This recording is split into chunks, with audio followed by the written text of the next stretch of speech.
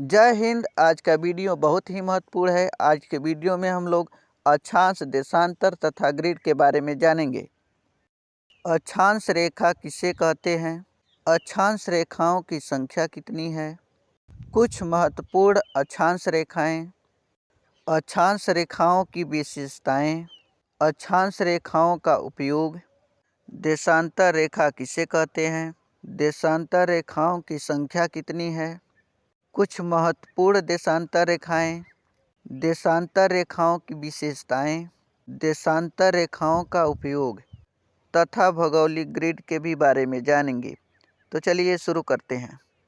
अक्षांश रेखाएं ग्लोब या मानचित्र के बीचों बीच से उत्तर तथा दक्षिण की ओर खींचे जाने वाली समांतर रेखाओं को अक्षांश रेखाएं कहते हैं। ग्लोब पर ये रेखाएं वृत्ताकार होती हैं, इसलिए इसे अक्षांश वृत्त भी कहते हैं। यदि अक्षांश रेखाओं को एक एक डिग्री के अंतराल पर खींचते हैं तो दो अक्षांश रेखाओं के बीच की दूरी लगभग 111 किलोमीटर होती है। अक्षांश रेखाओं की संख्या 0 डिग्री अक्षांश वृत्त अर्थात भूमध्य रेखा के उत्तर तथा दक्षिण की ओर 89 ही अक्षांश वृत्त खींचे जा सकते हैं, क्योंकि 90 डिग्री उत्तरी अक्षांश और दक्षिणी अक्षांश की लंबाई 0 होती है, अतः ये अक्षांश रेखाएं नहीं हैं। इस प्रकार 0 डिग्री अक्षांश अर्थात भूमध्य रेखा सहित कुल अक्षांश रेखाओं की संख्या 179 है। कुछ महत्वपूर्ण अक्षांश रेखाएं। भूमध्य रेखा यह पृथ्वी के बीचों बीच से होकर गुजरती है, इसलिए इसे भूमध्य रेखा कहते हैं।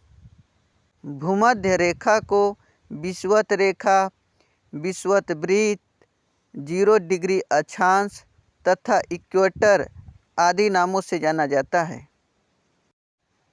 0 डिग्री अक्षांश अर्थात विषुवत रेखा के उत्तर तथा दक्षिण में 23.5 डिग्री अक्षांश पर दो रेखाएं खींची गई हैं।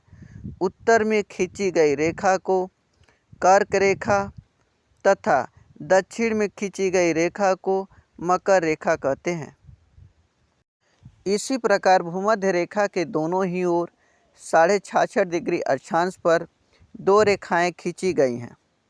66.5 डिग्री उत्तरी अक्षांश को आर्कटिक वृत्त या उत्तरी ध्रुव वृत्त कहते हैं तथा 66.5 डिग्री दक्षिणी अक्षांश को अंटार्कटिक वृत्त या दक्षिणी ध्रुव वृत्त के नाम से जानते हैं।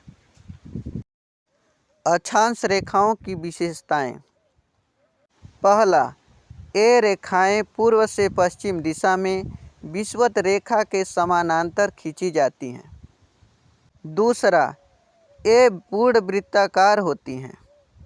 तीसरा, दो अक्षांशों के बीच की दूरी समान होती है। चौथा, विषुवत वृत्त से ध्रुवों की ओर बढ़ने पर वृत्त छोटे होते जाते हैं तथा ध्रुव एक बिंदु के रूप में रह जाता है। पांचवा, सभी अक्षांश रेखाओं की लंबाई बराबर नहीं होती है। छठवां, भूमध्य रेखा के उत्तरी क्षेत्र को उत्तरी गोलार्ध व दक्षिणी क्षेत्र को दक्षिणी गोलार्ध कहते हैं। अक्षांश रेखाओं का उपयोग। पहला, अक्षांश रेखाओं की सहायता से हम पृथ्वी को 3 तापकटिबंधों में बांटते हैं। पहला, उष्णकटिबंध, दूसरा शीतोष्ण कटिबंध, तीसरा शीत कटिबंध। दूसरा, अक्षांश रेखाओं की सहायता से पृथ्वी पर स्थित किसी दो स्थानों के बीच की स्थिति, दूरी एवं दिशा के निर्धारण में सहायता मिलती है। देशांतर रेखा ग्लोब या मानचित्र पर उत्तरी ध्रुव तथा दक्षिणी ध्रुव को मिलाने वाली रेखा को देशांतर रेखा कहते हैं। दो देशांतर रेखाओं के बीच की दूरी 0 डिग्री अक्षांश पर 111.3 किलोमीटर, 45 डिग्री अक्षांश पर 79 किलोमीटर तथा 90 डिग्री अक्षांश अर्थात ध्रुवों पर देशांतर रेखाओं के बीच की दूरी 0 किलोमीटर है। देशांतर रेखाओं की संख्या। एक एक डिग्री के अंतराल पर पृथ्वी पर कुल 360 देशांतर रेखाएं खींची जा सकती हैं। कुछ महत्वपूर्ण देशांतर रेखाएं। पहला, 0 डिग्री देशांतर रेखा। इसे प्रधान देशांतर रेखा भी कहते हैं। लंदन के ग्रीनविच नामक स्थान से गुजरने के कारण इस रेखा को ग्रीनविच रेखा भी कहते हैं। 0 डिग्री देशांतर से किसी स्थान के समय का निर्धारण भी किया जाता है, इसलिए इसे अंतर्राष्ट्रीय समय रेखा भी कहते हैं। दूसरा, 180 डिग्री देशांतर रेखा। इस रेखा के सहायता से पृथ्वी पर स्थित किसी स्थान का तिथि अर्थात दिन का निर्धारण किया जाता है, इसलिए इसे अंतर्राष्ट्रीय तिथि रेखा कहते हैं। देशांतर रेखाओं की विशेषताएं। पहला, देशांतर रेखाएं अर्धवृत्त होती हैं। दूसरा, सभी देशांतर रेखाएं उत्तरी ध्रुव से चलकर दक्षिणी ध्रुव पर मिलती हैं, अतः सभी देशांतर रेखाओं की लंबाई समान होती है। तीसरा, विषुवत वृत्त पर देशांतर रेखाओं के बीच की दूरी सबसे अधिक होती है, लेकिन जैसे जैसे हम ध्रुवों की ओर जाते हैं तो देशांतर रेखाओं के बीच की दूरी कम होती जाती है।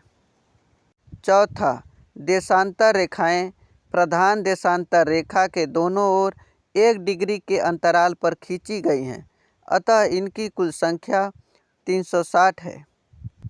पाँचवां, पृथ्वी पर किसी स्थान की ठीक ठीक स्थिति दर्शाने के लिए अक्षांश और देशांतर रेखाएं ग्लोब एवं मानचित्र पर खींची गई हैं।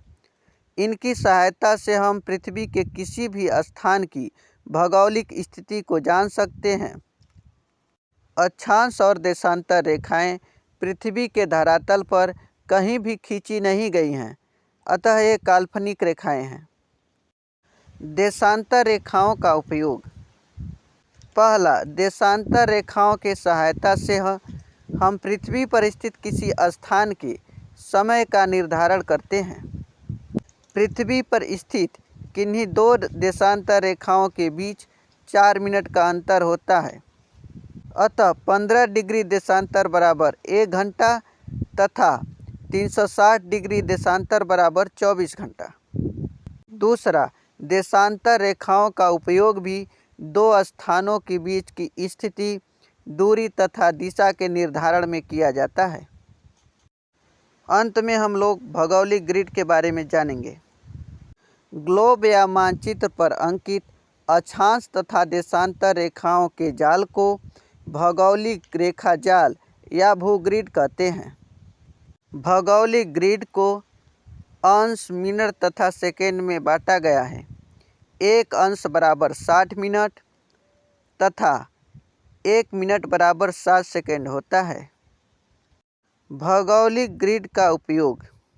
भौगोलिक ग्रिड का सबसे महत्वपूर्ण उपयोग पृथ्वी पर स्थित किसी स्थान की वास्तविक स्थिति के निर्धारण के लिए किया जाता है। दूसरा, भौगोलिक ग्रिड अक्षांश तथा देशांतर रेखाओं के मिलने से बनी है, अतः 2 स्थानों के बीच की वास्तविक दूरी तथा वास्तविक दिशा ज्ञात करने के लिए भौगोलिक ग्रिड का प्रयोग किया जाता है। आज के वीडियो में इतना ही। फिर मिलेंगे भूगोल से संबंधित किसी और महत्वपूर्ण विषय के साथ। जय हिंद।